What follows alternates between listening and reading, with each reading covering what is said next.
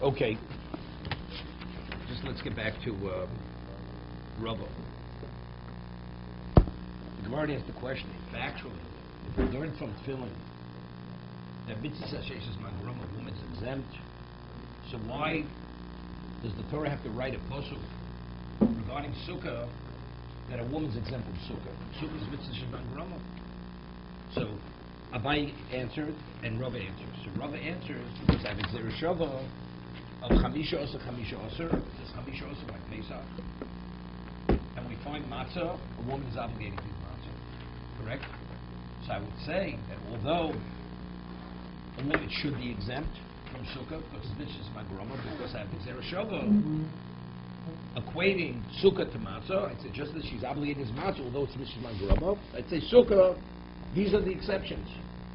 Therefore, I need Ezra to say no, it's only the citizen, which infers the woman is exempt. Right? That's Rava's answer. You have Ezra explaining the why can't Ezra so we have another reason why it says their Shabbat. Let's wait for the Gemara. Let's wait for the Gemara. Is going to ask all these concept questions. Why you learn from Tefillin? Just because Ezra there, why can't why can't you still learn? Ezra was there to explain the their Shabbat, right? So you want you to ask a better question. Learn from Matzah. Right? Ask a better question. Learn. That's Gemara. Could be the Gemara's question. Learn from Matzah. Although Matzah is Mishman Groma, you should what? And despite that, she's obligated. So a woman should be obligated. Why learn from Tefillin? Learn from Matzah. That's could be the Gemara's question. What does it do with the Factually, choose for something else. It's not used for this. Because as I mentioned, the Gemara in Sukkah, the conclusion, the reason why a woman is exempt is how often we should see that. Ezra is used for something else. That's the the Gemara's ultimate conclusion. She is excluded, but the basis is halacha l'shusina. Doesn't come to it. No, the Gemara here doesn't discuss it. The commentators explain it. The Gemara is only quoting something which the inference is to exclude. So we're only using that to exclude the woman, even though at the end of the day, that's not what excludes the woman. There's another exclusion. Halacha l'shusina excludes the woman. I mean, this is not just an inference. I mean, these are proofs. No, As what we're going through here, they're proving. Factually, a woman is excluded. Is she excluded because it says Ezra, or is she excluded because there's halacha l'shusina? That's the Gemara says, although the Gemara starts off saying it's Ezra, the Gemara concludes that's not the basis. The basis is halacha l'shusina. But for our purpose in our Gemara, the Gemara doesn't have to go through the whole process to come halacha l'shusina. It's enough for us to quote the pasuk, which alludes to the same thing as the halacha l'shusina. It conveys the same concept. There's somebody excluded. Who is excluded? A woman. We agree. The question is this the source? Somebody else the source? For our purpose, it's irrelevant. How do we know someone's excluded? Just says the citizen is obligated. Oh, but I thought they're dropping away from it. No, because it says the comes to exclude something else. Yes. Or to include something else. Right. So it doesn't make a difference. At the end of the day, why is a woman exempt from sukkah? Halacha l'shusina. That's what the Gemara says. It's ordained at Sinai. It's not rooted in the text itself. I mean, usually what the Chazal do is they What? say, No, matzah is the opposite. Matzah would obligate the woman. Because a woman's obligated to eat matzah. Because matzah is connected to chametz. It's the other one. the way that we normally learn this is that the Chazal said, we have a tradition. We know women are exempt. One second. How do we know? One second.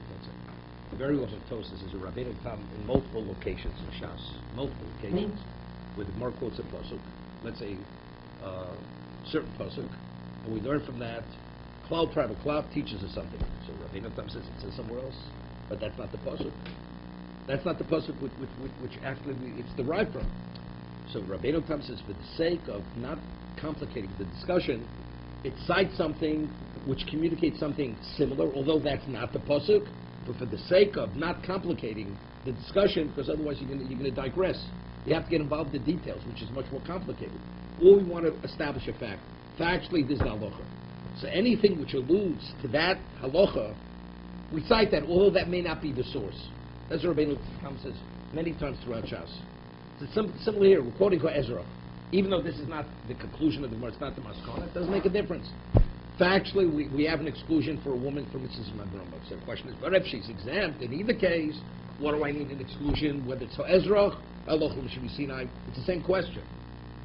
So for the sake of brevity, not complication, we said Ezra. Because the inference for Ezra means exclusion. Before we went to Ezra, there were other considerations. The way There's that no problem. the Chazal Till were then, a woman is exempt from Sukkah. Right. So what have you said before we saw this come up? Mrs. Magrama. Yes, I was We're saying that's not the reason. It's not the reason. It's not because Mrs. Magrama. The reason is why she's exempt is because there's an exemption. Because there's an exclusion. Because I have a Gzera Shava. I do it. The Gzera Shava is in place. So once you have the Gzera Shava, we equate A to B. So if you equate the two, if she's obligated in matzah, why should Sukkah be less than matzah? Therefore, I need an exclusion. Say, despite that, that's not included in the Gzera Shava. And that's how Ezra. That's how Ezra. But what that would do is to say, we started out saying she was I would have exempted. thought, no. I have something within the realm of Gzera Shava. We equate A to B. So unless I have reason to say they're not fully equated, I say they are fully equated. Right? Matzah and Sukkah.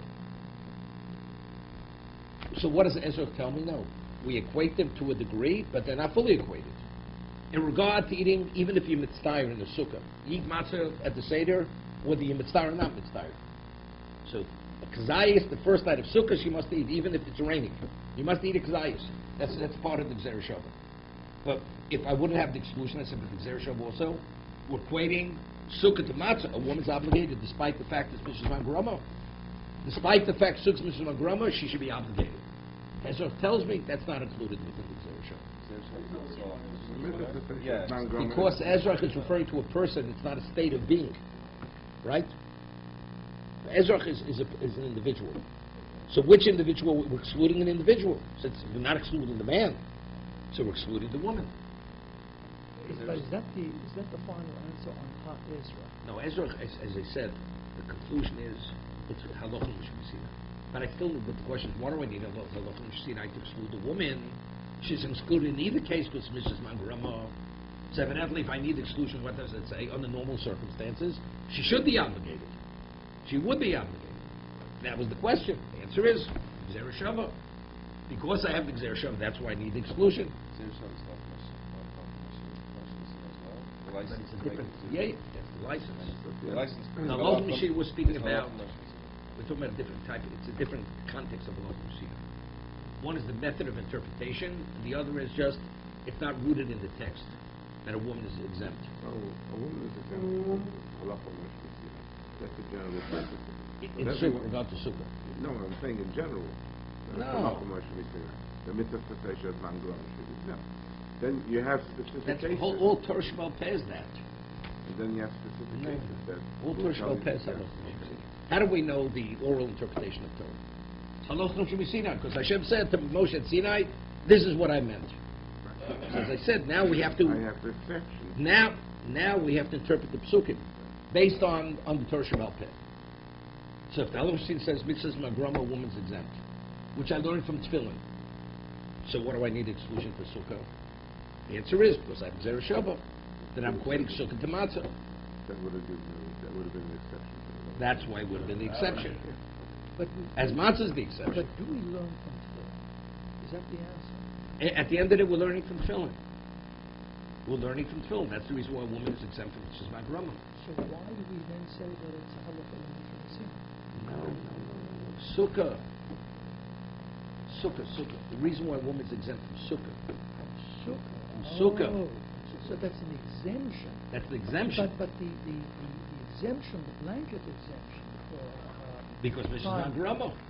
But that is learned from Tefillin. That's learned from Tefillin. But that was the stand. question. But if that is sufficient to exempt a woman, what do I need another exemption for Sukkah? She's already exempt. Because you have a Gzera Shava. That's what it says, because I have a Gzera Shava. That's why I would have said Sukkah would have been the exception from the exemption. So the answer is, it's not. It comes to elucidate what is the extent of the Gzera Shava. It does not include the woman. So after everything's said and done, why is she not obligated? No, because of Mrs. Magrama. No, but I That's understand. factually why she's not obligated. I would have thought it was included in Gzera Shava. Hazar says she's not included. So why is she exempt? Because it's no different than tefillin.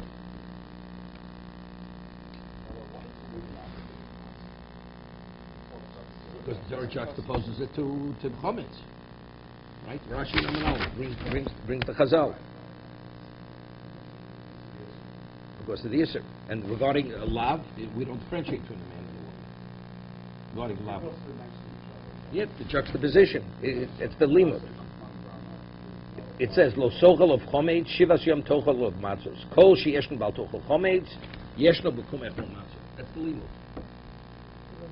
What is the difficulty with saying it wasn't a halacha l'moshe b'sinai? It's the Zera Shava that has a very broad application. I'm talking about. You're confusing it.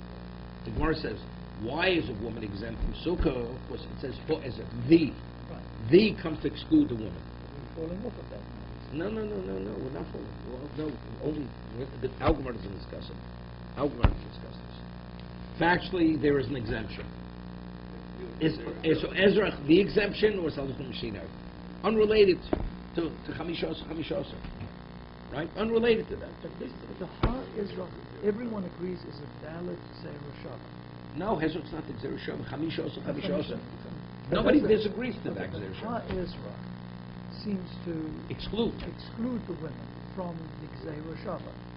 Which means it elucidates that the woman is not included in the Gzera Shava. Once I have that, I don't have a question anymore. Right, but we're saying we're falling off of it. No, that we're not falling off. So then why do you need a halacha l'moshe b'sinai? Where does that come from? Because the word Ezra, the question is, why is a woman, how do we know the woman's not included in the Gzera Shava? Is it Ezra? What's just halach I'm l'mishpasina? saying, but we're falling off of that. And up to now, I would have thought Har Ezra is the proof Is the proof to what?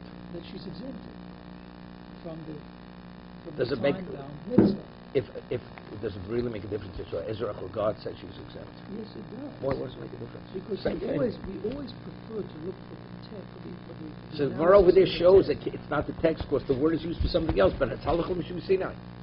How do you know tefillin are square? That they have to be square. How do you know that? Halachah m'shubisina. No, I understand. So good, there's certain things.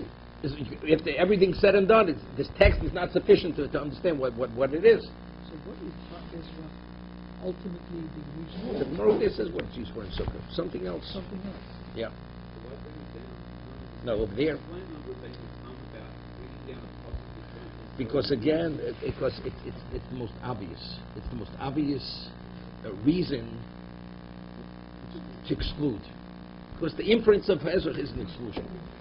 You're saying there's something else that's It's not excluded. It comes out. It's an inclusion, not an exclusion. also. From over there says that usually ownership is what you need a Shavah proof of. The question is, what about Sukkah? Do you have to have an ownership in the Sukkah? Well, Ezra, so Rashi over there says, Ezra tells me, as long as you're a citizen, all Jews have to be in the Sukkah. How can all Jews be in one Sukkah? That means each Jew has supposed to Shavah proof of ownership in the Sukkah. What? The Jewish people. You're a Jew. Yeah, man, it's a whole separate discussion. Why bring it also because you're trying to set up a proof. Then you bring in... No, not a proof, a question. It's a question. Okay, you're trying to follow a logical argument, so why bring a concept that ultimately doesn't... It's just quoting the Gemara the way the Gemara Sukkah starts. That's the Gemara starts there. Because it's really irrelevant why the woman's excluded. Is she's excluded because A or B? But it's not because the principal mitzvah is mangrama. That's the difficulty.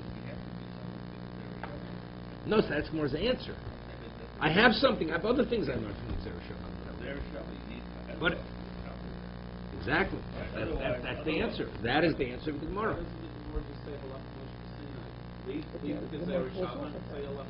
Okay. Okay, I'm just telling you what the Mepharshim say. Yes, but that's not the right. So I'm explaining to you because it's less complicated. Okay. So You just said something that I thought I understood, now I don't understand. The Gemara is trying to use the proof that Har Ezra is the counter to the implication of the Zerusha. Let's leave it at that. It is. Zerusha would tell me she is obligated. Ezra says she's not obligated. She's not. So Okay, leave it at that. But then you don't need a halacha l'moshe misina at that point. Because You- we've if I- learned from no, tefillin. no, no, no, no, no, no, no, We've no. learned from tefillin that the woman is exempt from the time mitzvahs. Yes, there. Okay. But I have Xereshava. How do I know the limitation of the... and It's unlimited. The Xereshava is unlimited, all-inclusive. So then the woman has to be obligated. Right. And So, so how do I know? We go to Ha Ezra. But if not for Ezra, what would I say? I'd say as It's an Matzah is an exception. I'd say Sukkah is the exception. Yes. Ezra tells me no, that Sukkah is not an exception. Sukkah is like tefillin. Now, if we ended the conversation there, I would be okay. So let's end it. No, but There's no reason to go beyond that. But you didn't, because you said the Gemara, the Chazal fall off of this, and they No, use they don't Ezra fall for off. No, something no, else. no. They only fall off in terms of what's the reason why. How do I know she's not included within the Xereshava? What is the basis that I know she's not included in the And it's Xereshava? not the word Ha Ezra. Since it's Halacha Mishin Sinai, so it's the same question. Why do I need Halacha Mishin Sinai if she's not included? Is right? The answer is I need that because I would equate Sukkah and Matzah was an Xereshava. So then you cannot leave it at Ha Ezra, because that has nothing to do with the discussion. At the end of the day, it has nothing to do with it. Okay, let's get back to over here what we're just talking about.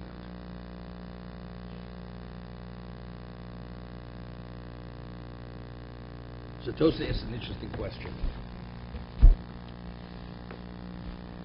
Top Tosas. Pirush Bekunches, Kol Sheyeshnu Bal Tocho Chometz, Yeshnu Komechol Matzo. This is the Chamisha Osa. Kim Tomar. Now, what is the basis for a woman to be obligated in matzah? Because the asay is, no, in matzah. It's juxtaposed to the los asay of the eating chometz. Kim Tomar, L'ma Yitzruch b'matzah kol sheyeshnu b'bal tocho chometz. V'lo ma denoshim chayovus b'matzah. What are you basing the obligation? On the lav, of course we're equating the asay to the lav. Hochanam b'lav hochanam yadira. Shei noshim chayovus b'matzah. Even without that, I would know a woman is obligated to eat matzah. Why? Deep turos. Because if in fact she'd be exempt from eating matzah, lama liyu ezrach, lo tzis anoshim. Otherwise, what do we need? What do I have to? The only reason why I'm exempting the woman from her ezrach, because I normally would say she's obligated, right? I have tefillin say mitzvah mandraba, woman's exempt. Now I have an exemption for sukkah. What do I need exemption for sukkah? The answer is because I have Xer Shavat of Matzah. So therefore what? I'd say she's exempt even from Matzah. Without the love. So why did Torah have to write an exemption to exempt her from Sukkah? Evidently, because she's obligated to Matzah. That reveals to me she's obligated to Matzah. Therefore I need it. So what do I need the love? What does Torah have to juxtapose the Asay of Matzah? To the Lo Sasei Chometz, even without that I knew she's obligated. Otherwise, Ezra is totally superfluous. Let's say the Torah wouldn't have said a lot. It says Erev Tochel Matzos. So normally it'd say, this is my grandma. I said, no. Since the Torah writes for Ezra regarding Sukkah, what do I need Ezra? The answer is because there's a Xer Shabbat to Matzah. Therefore, what does one thing have to do with another? So that reveals to me that for whatever reason, Matzah she is obligated. Otherwise, I don't need Ezra. So even if the Torah would not juxtapose the asay of the achilas matzah, the chometz, I still know she's obligated to eat matzah. Because otherwise, what do I need an exclusion? No. Factually, it is exerishov, right? If the woman's exempt, as I said, exerishov has nothing to do with the woman. Has nothing to do with the woman, correct? But I have exerishov, if not for the exclusion of the woman by sukkah, I'd say she'd be obligated. Why would she be obligated? Matzah. So automatically, the exclusion tells me matzah, she's obligated. Otherwise, I wouldn't need an exclusion. Right? No, I say I need. The Torah has told me she's obligated. It's going the other way. What would he do with the juxtaposition? According to this No, he's asking, why do I need the juxtaposition? Yes, what would he do with it? If you're not using the No, factually, the juxtaposition. Gemara does say that. The Gemara says the reason why a woman's obligated to matzah because it's juxtaposed to the lo sasa. What do we need that? Even if without the juxtaposition, she should be obligated. Right. Because I have to be... No, But then you'd have to do I would something. know it from the exclusion. Right. That's because of. If I needed exclusion, evidently, she's obligated to matzah. But then they'd have to find something else to do with the juxtaposition. Okay, You have right. To, you have to have an answer for that. okay, I mean, it's a good question. I understand. okay. the So question. when we answer this question, then you'll know why you need juxtaposition, why it's needed for that. Okay? The Gabi Sukkah Pshita de Pturos. Sukkah, it's understood.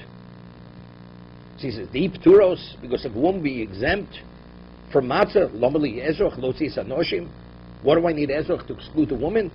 To exempt of the Gabi Sukkah Pshita de Pturos.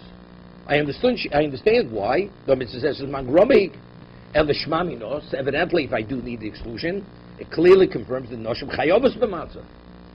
Ulachif shekho ezroch, Gabi Sukkah, lotzis anoshim, the lonel of tesvav smichagamatzos. Not to learn the Gzera Shavah from Sukkah and Matzah to obligate the woman. Vimkei, lomali, tamo, koshi yeshno. So what does more have to say? That the reason why the Torah is juxtapositioning it to the lo saset, that whoever is obligated in the lav is obligated in the asay. Without that I would know it. Because otherwise, what do I need the exclusion? The Sukkah.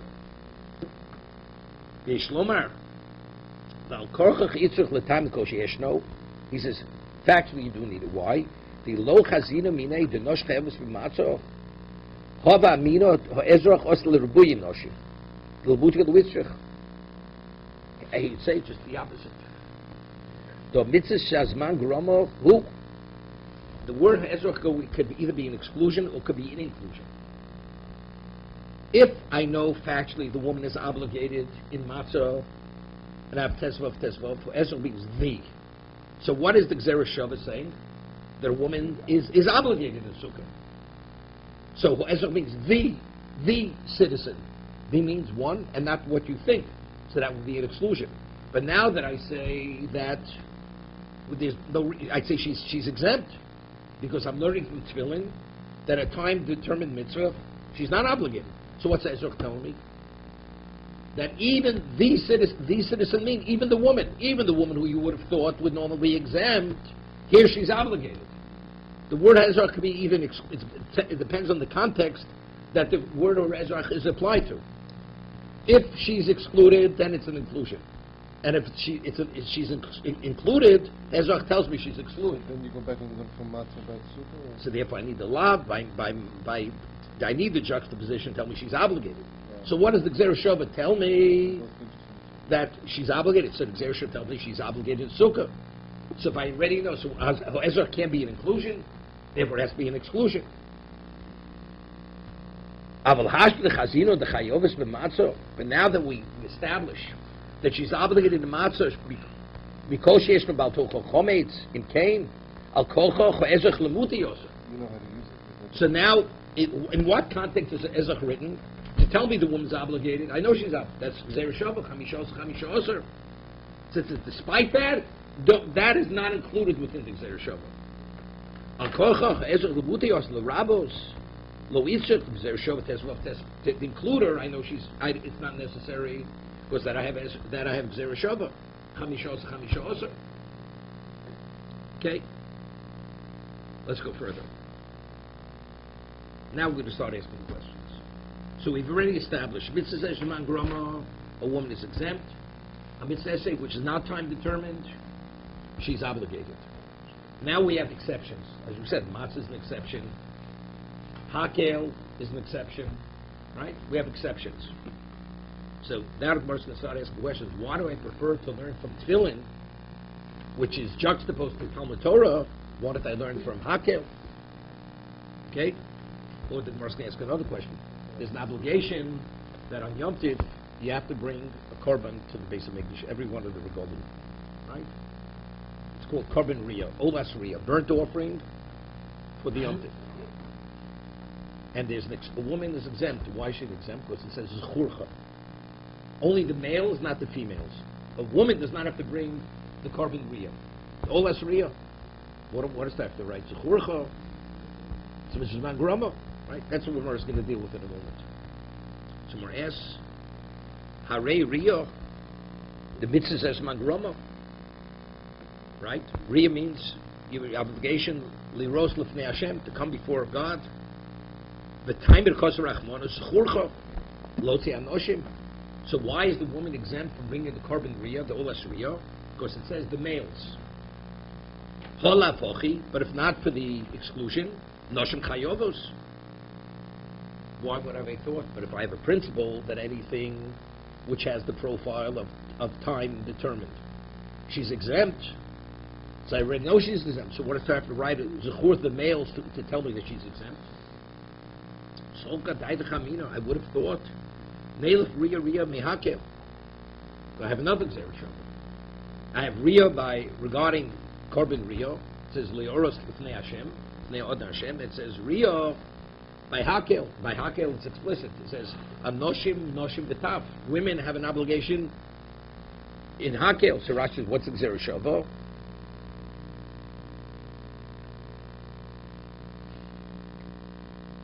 Yeah, it says Dechsiv b'bo kol Yisrael leiros. Right? All Jews have to come to be seen by God. Leiros. V'osim nosh chayovs dechsiv hanoshim v'anosh b'tav. It's explicit in the pasuk that women have to be the ones who also have to come leiros. Even says by children also. Okay, so what? Doesn't make a difference. It says Leroy. And the other one is Leroy. Okay, we'll learn Chagiga, we'll talk about it. Okay? No, the Ger wanted to learn Kalatorah Kula Regalachas, right? He wanted to learn it. My son loves Sabbath. Okay, we'll get to Chagiga, we'll learn it. Okay? So the Gemara says the reason why I need the exemption, although it's Mishnah, because I would have thought I was at Rio, Bihakel. Okay, now good. So let's talk now.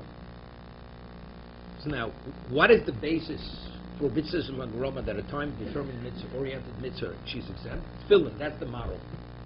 So anything which is similar to tefillin, she's exempt. Avi alfinim be tefillin leptura, neilik misimcha lichiyuva. Right? Says b'shamach b'chagecha. Right? There's a mitzvah of simcha. On Yom Tov, if a person has an obligation, right, to bring a shalmi simcha, a peace offering, to eat the meat on Yom Tov, in simcha el basar v'yayin. Right? Basar is basar shlomi. It's the flesh of a korban shlomi. A woman's obligated to partake of that. So simcha is what? This is magroma. It's only Yom Tov. So why are you learning from tefillin to tell me that the woman is exempt? Let's learn from simcha that she's obligated. Alafim mitfila p'tura, neiluk misimcha l'chiyuva, omer Abaye, isha bala misamcha. Right? Abaye says that a woman, she has no obligation to simcha. Her husband has an obligation to be misameach his wife. We'll see Rashi in a minute, Tosus. He has an obligation to provide for his wife something which will bring joy to her. That's v'samachta b'chagecha. Simcha. Isha bal b'samcha. What about almona mai ikal meimar? What about a woman who doesn't have a husband? She's a widow. And yet it says in the pasuk Rashi, it says v'ager v'yosem v'almona.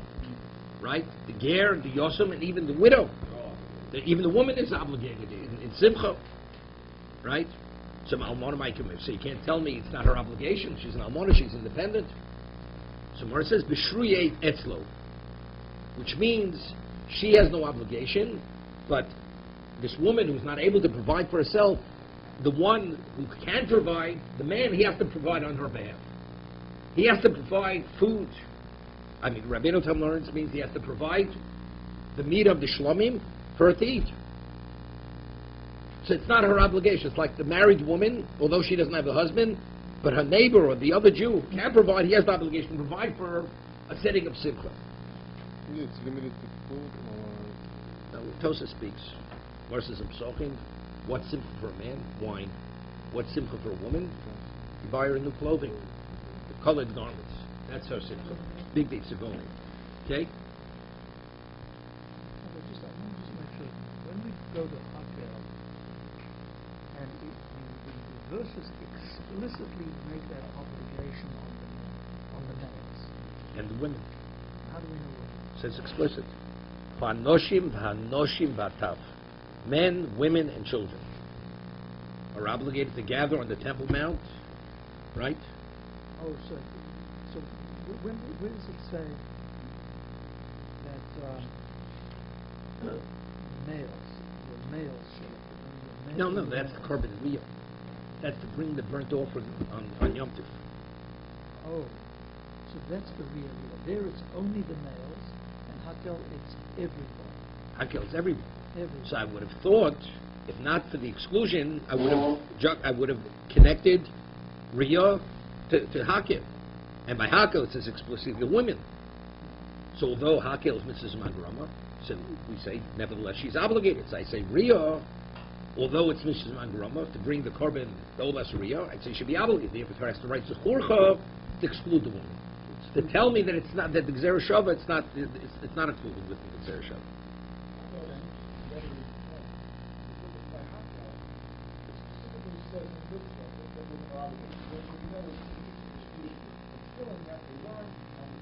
Doesn't make a difference.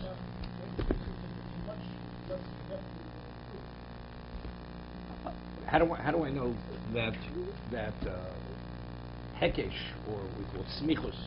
How do we know that is a basis for interpretation? How long have we seen that? Right?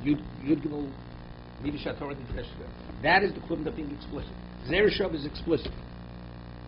To what degree is it explicit? That if I have no reason to exclude it from the association, that's explicit. It's no different. So you'll ask me a question. What does that have to say? Explicitly women? So the Gemara says, Noshim Bos Lishmoa. Each one, the man has his involvement. Lilmod Lishmoa. And what do you bring the children? Obviously, it's what do you bring children? They're not obligated. Top is young children, very small children. Mitzvah to give schar l'mivien. Give schar for the ones who bring them. So over there, you're right. We could have brought about to indicate the obligation. It could have been somehow communicated differently. But of course, we're learning something specifically for the woman to differentiate between the man and the woman's involvement in kakel. Therefore, we have to delineate and specifically speak about the woman. No. We'll see everything. We're going to ask her. No. The potter, even though she eats, because the husband's providing. Give you an example. A child, he reaches a certain age, is chinuch. Is the chinuch the chiyuv on the child or the chiyuv on the father? The father has to make sure his child's going to be educated. He's going to be conditioned to perform mitzvahs. There's no mitzvah on the child. The child is not obligated. He's a minor. The woman has no obligation. The husband has to provide for the wife a context of simcha. Okay? This is an interesting question. Why use a two-stage proof? Use a one-stage proof. Isn't it a better proof? No, it's not. You said We're learning from tefillin rather than from hakel. No, I understand. Which is We didn't even get to that question yet. We didn't get that to the question yet. That's the Gemara we're going to discuss now. Why learn from tefillin? Right? Learn from simcha. Some more answer that. Then why don't we learn from hakel? That's the next question. Learn from hakel. Why does tefillin have any greater value than hakel? Why should we exempt her? We should obligate her. Maybe tefillin is the exception, and hakel is the rule. To be continued.